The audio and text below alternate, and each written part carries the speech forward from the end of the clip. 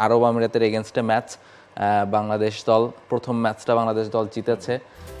তবে পারফরমেন্স নিয়ে কতখানি খুশি প্রথম ম্যাচের, এবং আজকে এক্সপেক্ট করছেন কিনা, যেহেতু আরব আমিরাত প্রথম ম্যাচটা খেলেছে এবং তাদের ব্যাটিংটা যখন করছিল একটা সময় কিন্তু মনে হচ্ছিল তারা যথাযথ জবাবটা দিতে পারছে ম্যাচটা নিয়ে।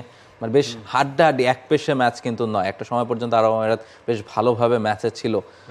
আজ আবার মুস্তাফিজও নেই, ফলে একটু কি চিন্তা হচ্ছে কিনা? অ্যাসোসিয়েট কান্ট্রিগুলো যেগুলো 11 থেকে 15-এর মধ্যে, তারা কিন্তু বেশ কম্পিটিটিভ লড়াই দিতে পারে, আমরা দেখেছি স্পেশালি টি-20 ক্রিকেট যখন হয়। তো এটা খুব একটা রেয়ার সিনারিও না। তবে ব্যাটিংটা নিয়ে খানিকটা হতাশা আমি। পারভেজ হোসেন ইমনের সেঞ্চুরি বাদে সিগনিফিকেন্ট ব্যাটিং কিন্তু কেউই করতে পারেনি, কেউ কিন্তু তাকে লম্বা সময় ধরে সাপোর্ট দিতে পারেনি। পর্যায়ক্রমে একের পর এক ধারাবাহিক বিরতিতে উইকেট পড়েছে। Parvez Hossain Emon, credit goes to him, তিনি একা লড়াই করে গেছেন, সেঞ্চুরি পেয়েছেন বাংলাদেশের হয়ে, সেকেন্ড টি-20 ইন্টারন্যাশনাল 100। ওয়ালটন বিএলডিসি ফ্যান, খরচ বাঁচে 65% পর্যন্ত। ওয়ালটন বিএলডিসি ফ্যান ছড়ায় স্বস্তির সবুজ হাওয়া। ডেফিনেটলি আজকের ম্যাচে নিশ্চয়ই তার সার্ভিসটা বাংলাদেশ পেতে চাইবে। যেটা বলছিলেন মুস্তাফিজুর রহমান না থাকা, মুস্তাফিজ আইপিএলে চমৎকার বোলিং করেছেন, খানিক বাদে সেটা নিয়ে আমরা কথা বলবো। আমার কাছে মনে হয় মুস্তাফিজ থাকলেও আমার মনে হয় তাকে একটা ম্যাচ রেস্ট দেওয়া যেত, নাহিদ রানাকে একটা সুযোগ দেওয়া যেতে পারে। যদিও খেলাটা শার্ট যায়, উইকেটটা একেবারে যে খুব পেস ফ্রেন্ডলি সেটা নয়। স্পিনাররা বা স্লো মিডিয়াম পেসার যারা আছেন তারা বেটার অপরচুনিটিস পেয়ে থাকেন।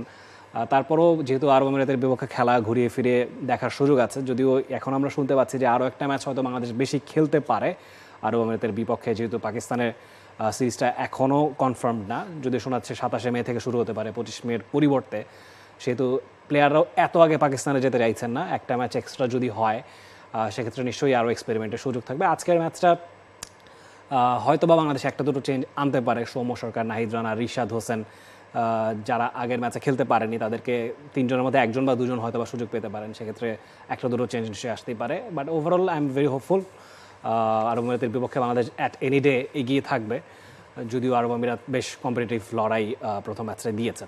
এবং নাজমুল হোসেন শান্ত, তিনিও কিন্তু প্রথম ম্যাচটা খেলেননি। এবং একটা ব্যাপার মনে হয়েছে যে ওপেন থেকে রান এসেছে, পারভেজ হোসেন ইমন সেঞ্চুরিটা করেছেন, আপনি বলছেন যে ব্যাটিংটা নিয়ে তারপর আপনি কনভিন্সড না, কারণ এরপরে যারা ব্যাটিং করেছে তাদের কেউই কিন্তু আসলে রান করতে পারেনি। দ্বিতীয় সর্বোচ্চ রান সংগ্রহ বাংলাদেশের হয়েছিল এক্সট্রা 21, এবং অর্থাৎ কেউই 21-এর বেশি করতে পারেনি দ্বিতীয় সর্বোচ্চ রান সংগ্রহ হিসেবে।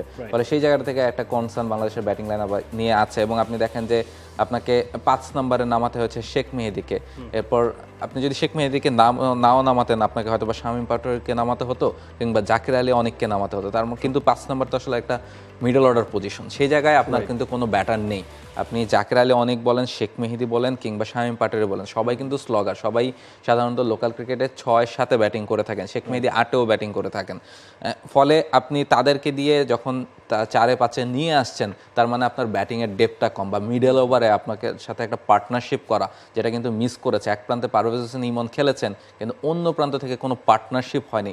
ফলে মিডল অর্ডারে সেই প্রেশারটা নিয়ে ওই যে চাপটা সামলানো, পার্টনারশিপ করে একেবারে 15-16 ওভার পর্যন্ত নিয়ে যাওয়া, যেখানে গিয়ে আবার স্লগাররা হিট করতে শুরু করবেন, সেই জায়গাটা একটা বিরাট গ্যাপ ছিল। সে কারণেই হয়তোবা, না হলে ইমন যেভাবে এক প্রান্ত থেকে খেলেছেন, স্কোরটা হয়তোবা 230-40ও হওয়া সম্ভব ছিল।